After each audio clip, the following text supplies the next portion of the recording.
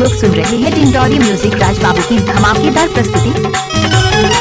DJ राजकुमार मरावी।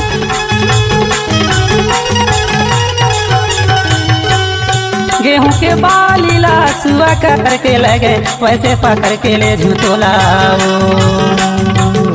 मुर्गांव छपरा वैसे पकड़ के ले झूठोला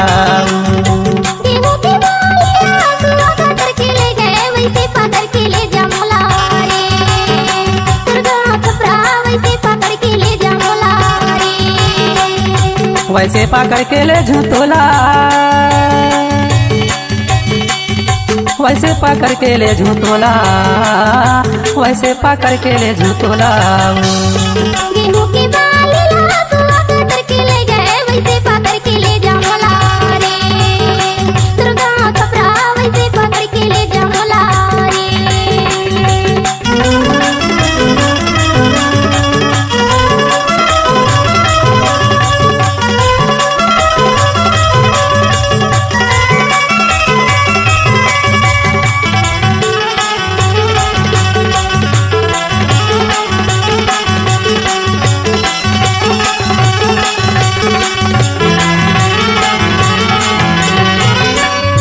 लाली तो लाली से मारे फूले मीठे मीठे बोली नागर झूले हाथे के गाम चला हवा उड़ा के लगे वैसे उड़ा के ले झूठोला मुर्गांव छपरा वैसे उड़ा के ले झूठोला गेहूं की बाली ला सुआ कर के ले गए वैसे पकड़ के ले जामोला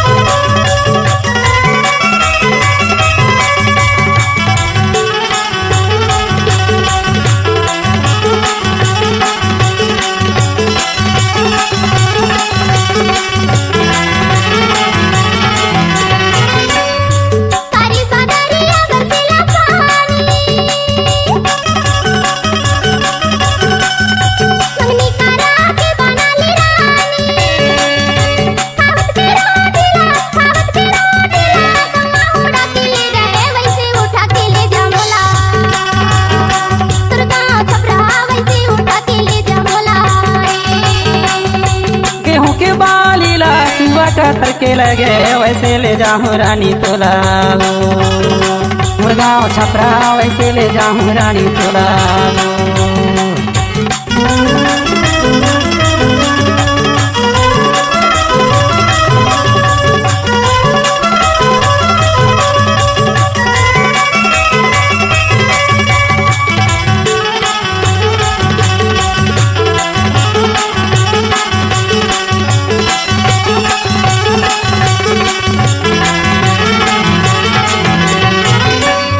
नया ठिकाना माटी के तने माँ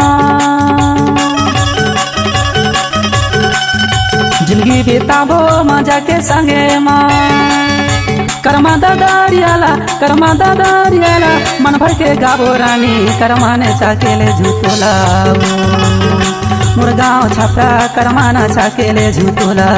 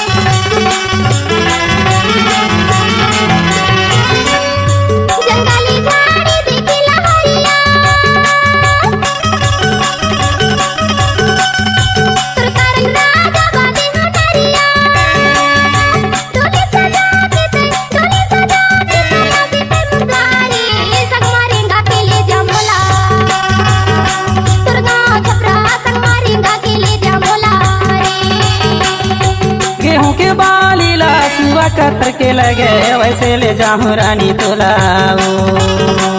गाँव छपरा वैसे उड़ा के ले जाऊंला रे। मुड़गांव छपरा ऐसे पकड़ के ले जू तुलाओ। इंदौरी म्यूजिक राज बाबू की धमाकेदार प्रस्तुति प्रोग्राम हेतु संपर्क करें हमारा संपर्क नंबर 93024132786265 264449।